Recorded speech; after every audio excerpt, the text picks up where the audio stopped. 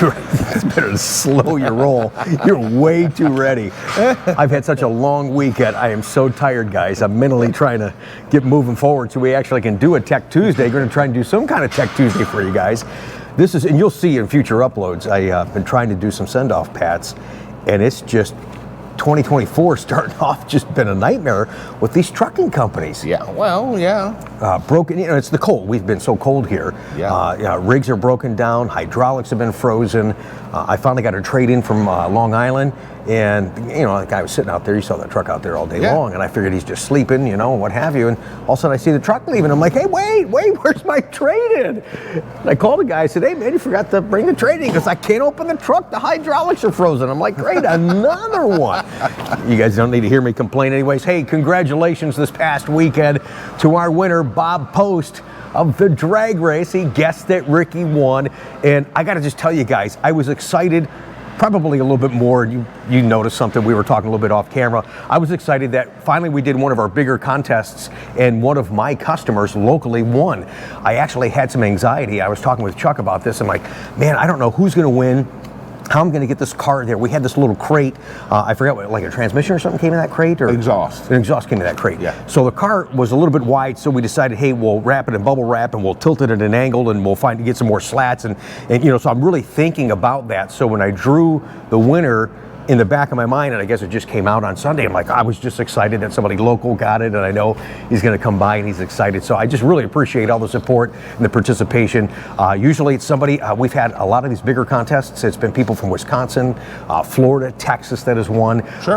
But at the end of the day, we all had a lot of fun, and you guys really made me feel good. Number one, the engagement, but you said, hey, Rick, that was good, that was entertaining, and that's really all that was all about. It was a way I wanted to start 2024 because we're kind of in that funk, but we are going to get back to business, as I said on Sunday, and there's a lot of business conversations to be had. Got a couple of your questions here. We're going to follow up tonight with a beautiful ride segment once again. Amazing pictures that you're sending in, creative pictures. And at the end of the day, they're just good-looking cars that we'd like to look at. So thanks again for joining us. We'll be right back.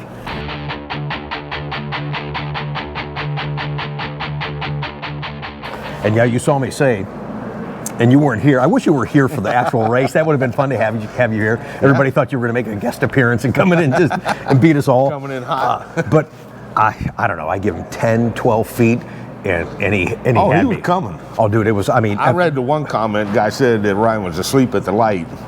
I think I got him. I know. Me and my yeah. That's right. Yeah, I get you every time, man. Screw that head up. That's right. Ricky always finds some angle on a way to win, and I think I did get him just a little bit. He was coming. Ray said, "Go, let's go." It's like, He was coming. Gas is on the right. No, there's only one pedal. Oh yeah. All right, we got a couple of statements from you guys. Let me read this one first, and then I think Chuck's got a couple of questions, and we'll get to those good-looking cars and the beautiful ride segment for you guys as well. Here's one. From Joe and Yvonne in El Paso, Texas. We just mentioned Texas. Got a lot of customers, got a lot of viewers down there. You guys are awesome. Thank you so much.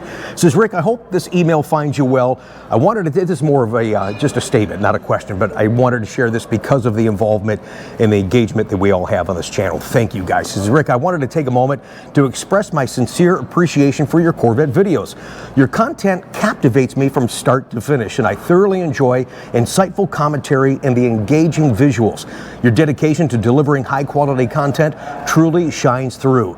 And I wanted to extend my gratitude for the effort that you put into creating such valuable and informative videos. Keep up the fantastic work, and I eagerly anticipate more content from your channel. Thank you once again for sharing your passion and your expertise. Joe and Yvonne from El Paso, Texas. That was a really nice statement. I really appreciate that. Yep. And I know a lot of our viewers have the same sentiments. And again, I wanted to bring this forward just so people realize that you're watching something that is not just about selling cars. It's not just about you buying cars. So thank you again, everybody, for being there. No fluff. We keep it real. Yeah, man. And it's fun, you know? It is, dude? Yeah, absolutely. It really is. Thanks. I'm glad he's here, too. Thanks, you guys. Okay. I think this is an actual Tech Tuesday question, yes. right? This one comes from Richard. Looks like he has two questions. Okay. It says, in my 2014 Z51, the HUD seems to be slightly tilted.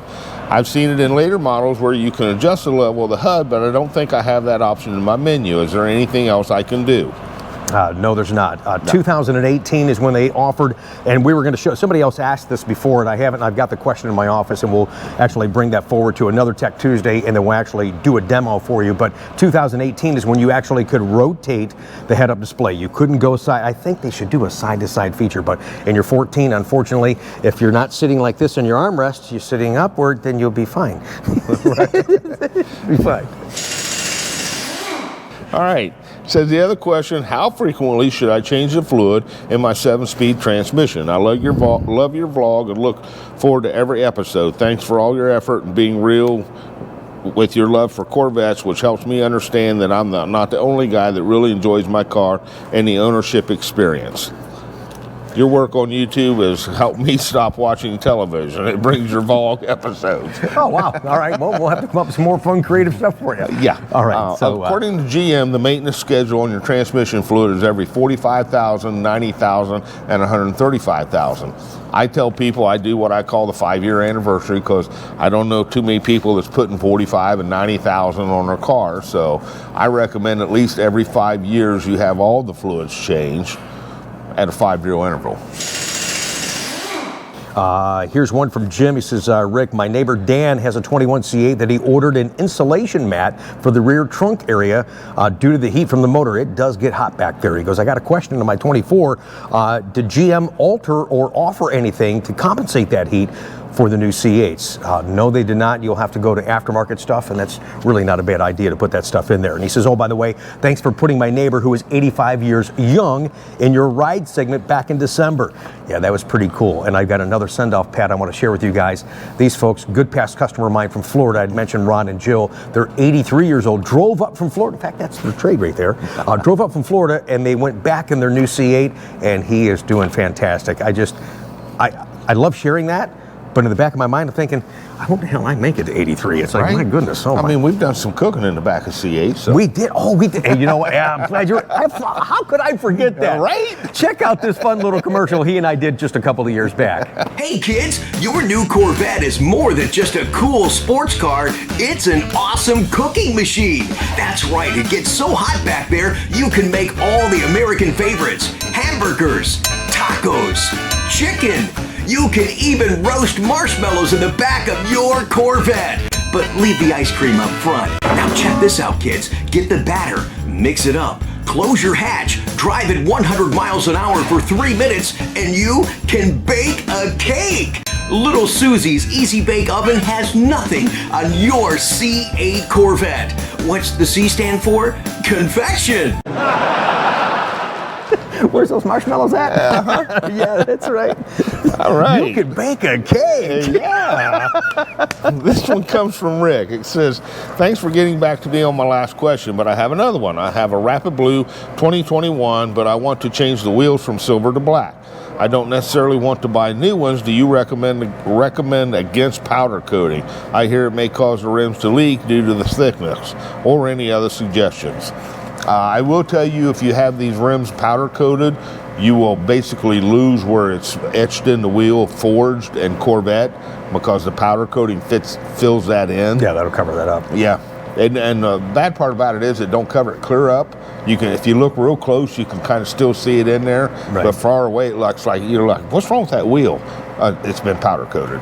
But yeah, and I don't think the thickness is really that much of a concern. There's so many guys doing it right now, and it's a great, affordable way to really change up the look of your car. You did have one, though, and it was on a C6 that was chromed. It wasn't powder coated, and I think this is probably what he's concerned with. Tell the folks what you had to deal with on that wheel. On the inside bead on the back, the chrome had started delamination, coming apart.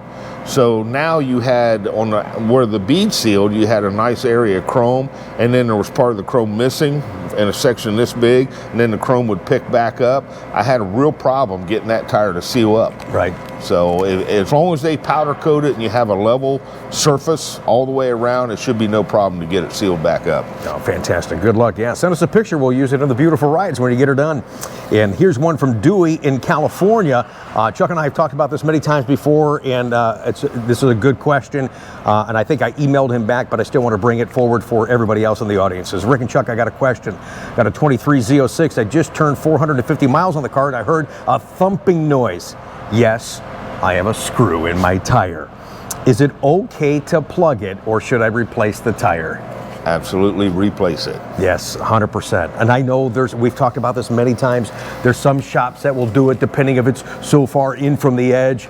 But my goodness, why would you take the risk in this type of car? Most shops won't. I know we won't. We won't plug a tire. It's just, we're not going to do it. Funny story. Well, we had a customer who was an attorney that had a C8 that had a nail in his tire and got kind of bent out of shape because we wouldn't plug his tire on his Corvette. Right. And he went all the way up the ladder, and when he got to the top, they said, "Hey, you're an attorney. This is what you get paid to do." Right. We plug the tire, they go out and the guy go out and wrecks his car. They find a plugged tire on it. Right. You're back here suing us. Right. So no, we don't plug tires. Yeah, you're the guy that sues the guys that plugs the tire in a performance car that shouldn't have plugged the tire. But And you the want us guy to plug went- the tire? Yeah, and the customer went, "You're right. Go ahead and put a new tire on it." Exactly. At that point, the money that we spend on these cars, why would you chance a few $100s and really risk your safety and somebody else's? Sure, because it's the speed rating on the tire. Most certainly. Even if you're not driving it hard, say you're out on a country road and you're doing some spirited driving and the plug lets go. Right. Is your, Z06 worth a $200 tire? No. When it goes down and you're off the road? they're more than 200. Well, exactly. Chuck, they're 500. Okay, so what? But your you car's know what 150 or 200,000. Exactly. Who cares, man? Yeah, so I think you get the point, but it's good to have those. I forgot about that guy. That's a great story. Yeah, it is. That puts it all in perspective. All right, wanted to do a quick one for you today. We've got do you have another one? I apologize. Yeah, I have one more. Oh, never mind. I'm going to. This one comes from Craig. It says, "I had a 2014 Z51. Got my oil changed by my mechanic who has a 2015 Z06. He knows these cars real well too. After 980 miles, I was down about a quart of oil. I have no leaks, no smoke burning. He says it's normal. He goes through oil too. He said Z51s just do that. I checked my oil properly. I've added oil after low reading and then checked it again after proper temperature and sitting. Now right on the money. So, are my readings correct? Do the Z51s eat up oil?" I have no stories other than this one of Z51s eating up oil. I don't know what would have caused that. I know back in the day, and again, I wish I knew what transmission he had. Did he say manual? Does he? No, it don't say transmission. Okay, he doesn't say, because I know some of the guys, they would over-rev the car. Where you should be driving in fourth gear, or I'm sorry, driving in sixth gear, you're driving around in third or fourth gear, so the RPMs are higher for a longer duration. You have a chance of burning out some oil in that manner, depending on how you're driving. But yes, and depending on the climate that you're in and that kind of stuff, and the duration of what you're driving, and are you doing spirited driving? So there's a number of factors there. So there is going to be some oil eaten at some point. But is there an issue per se that you're alluding to? I don't recall there ever being one. Well, I don't think he was necessarily worried about an issue because the gentleman that he works with says it's normal. He just wanted a second opinion. Okay, so let's talk about this though, because it's different in C8. And this is, you say I was in a hurry to end this, but now we're going to talk a little bit. C8 is different. You check the oil with it running. Right. Dry sump system, the Z51 to C7, very different to check the oil. How do you do that? You bring it up to temperature around 170, 171, and then you shut it off, and within 5 to 10 minutes, you check the oil. Right.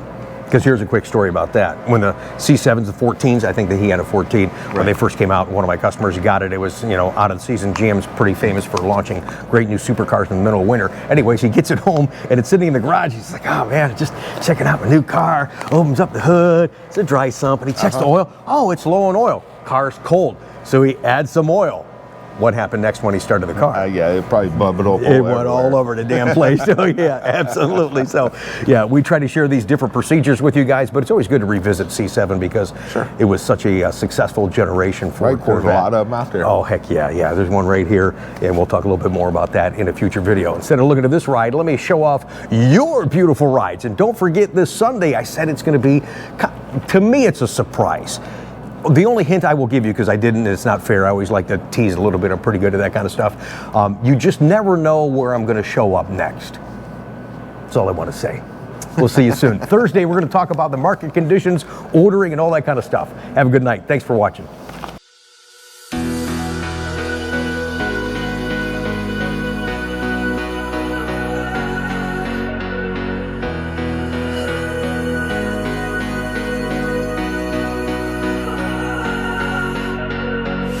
Fire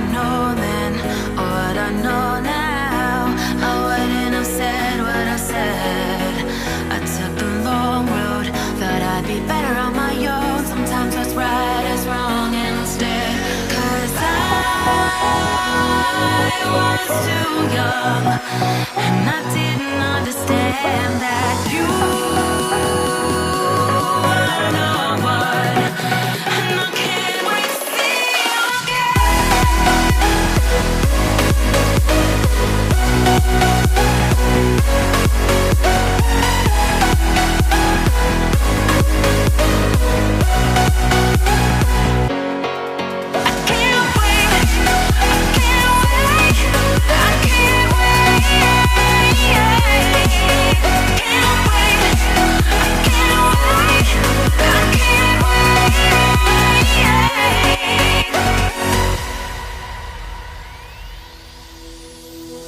hindsight is fleeting when your heart's bleeding and all you can see is red, till you discover it is within each other to forgive and make amends. If I had known then what I know now, I wouldn't have said what I said. I took the long road, thought I'd be better on my own. Sometimes what's right is wrong instead, 'cause I was too young, and I didn't understand that you were no one, and I can't wait to see you again. Oh, I can't wait, I can't wait, I can't wait, 'cause I was too young, and I didn't understand that you